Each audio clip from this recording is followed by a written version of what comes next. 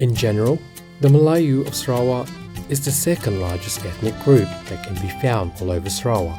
They mostly stay in both urban and suburban areas, from the big city of Kuching to the small town of Lawas in the lower reaches of rivers, including along the coastline. They also reside in the interior of Sarawak, such as in Belaga, Seri Aman, and Marudi. Located near Satok and the Kuching Division Mosque, you can see a stretch of Malay villages full of wooden houses blending equally with modern homes. The original name of these villages reflect the colourful history and local landmarks. However, the names were renamed using numbers during the British occupation circa 1946 to avoid confusion. Known as Kampung Nombor by the locals, these villages continue to be a peaceful sanctuary right in the beating heart of Kuching. A quick tour around the kampung shows many traditional delicacies in the old Kuching. You can find street-side tents and laid-back cafes selling traditional food, such as selling celorot, kueh bongkol, and penyeram all year round.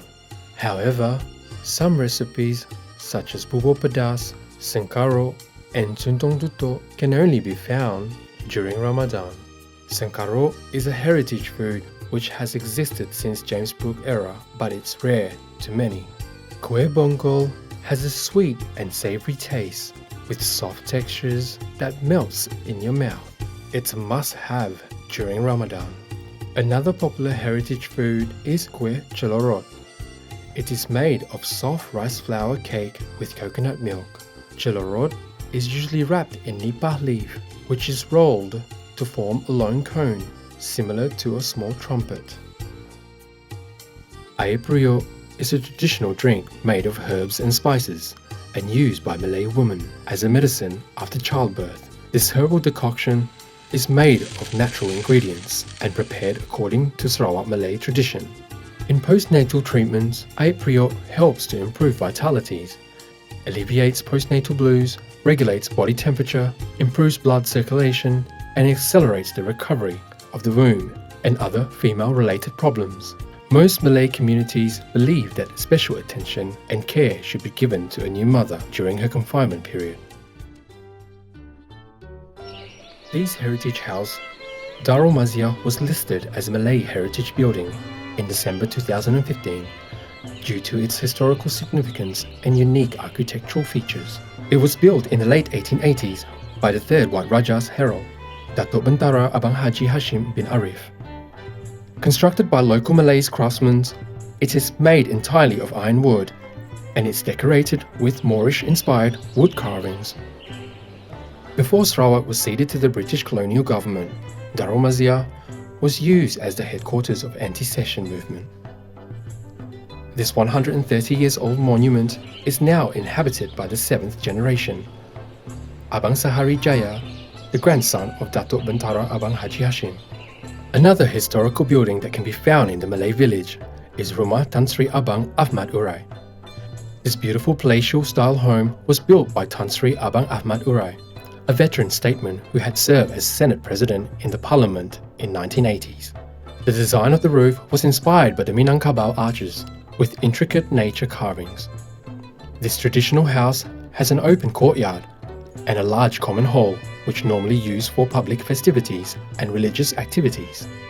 One of the unique features that can be seen is a crease-shaped tunjuk langit, which often found in traditional Malay architecture, of the roof signifying the oneness of God. Located at Jalan Haji Taha stands a historic mansion named Darul Kurnia. This colonial mansion was built in 1930s by Datuk Petinggi Abang Haji Abdillah, a Sarawakian independence patriot. Datuk Petinggi Abang Haji Abdillah was known for spearheading the anti-cession movement, fighting against the British Empire.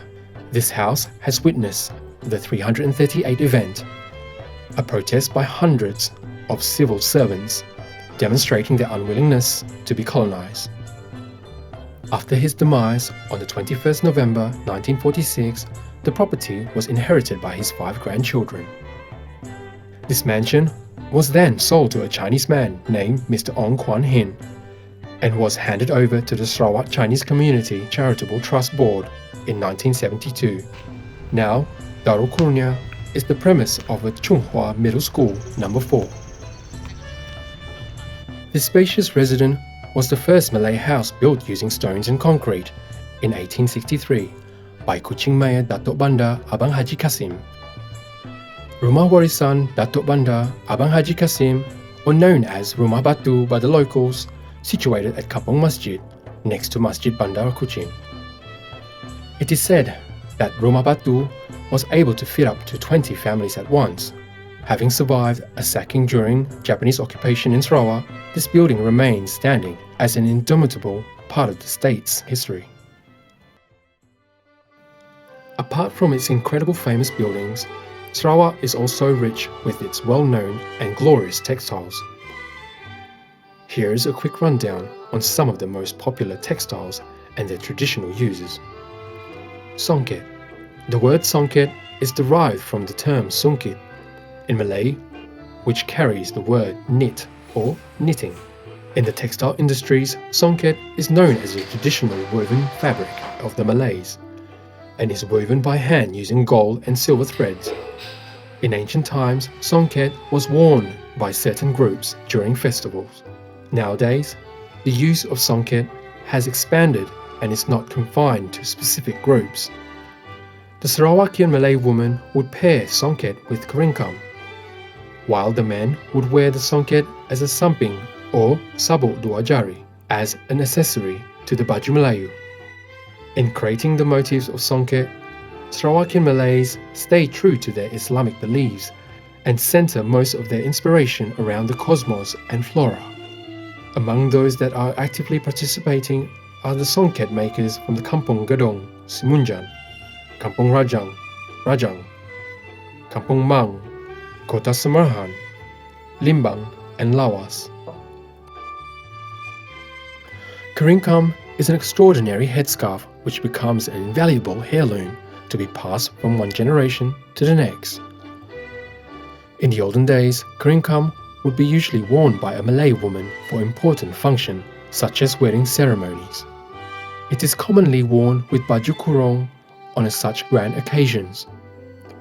Keringkam can be classified into two types, which are selaya, short veil, and selendang, a long veil. Embroidered with botanical motifs in gold and silver thread onto the sheer fabric by hands. Making a keringkam is a meticulous process that can take months to complete. Due to its delicate craftsmanship, the price of the fabric was considered to be excessively high. Nasi temuan is a tradition from early Malay community which can be seen in Malay wedding ceremony. During the session of makan nasi temuan, both of bride and groom have to compete by feeding one another. Satu, dua, tiga. Whoever gets to feed the other half first, he or she is believed to become a leader of the house. Some said the tradition is done to encourage the newlyweds to have faith in their partner to face the challenges together. In this modern world, traditional games are no longer a staple entertainment at home. However, it is delightful to see heritage homes and traditional games in the old Kuching city. Chongka is derived from the old Malay words chonga, which means mental calculation. The objective of this game is to capture more seeds than one's opponent. Batu Seremban is believed to be found in popular areas of Malaysia and usually played in groups of 2 to 5 people, using 5 or 7 pieces of objects, usually made of stones.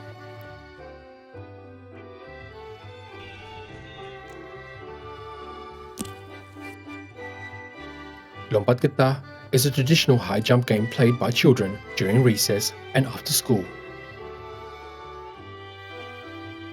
Silat Melayu Sarawak. Silat traced its origin to the early days of Malay civilization and has since developed into a fine tradition of physical and spiritual training that embodies aspects of traditional Malay performing art.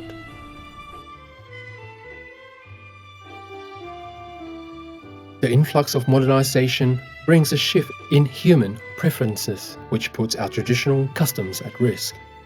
These old cultures have the potential of being forgotten.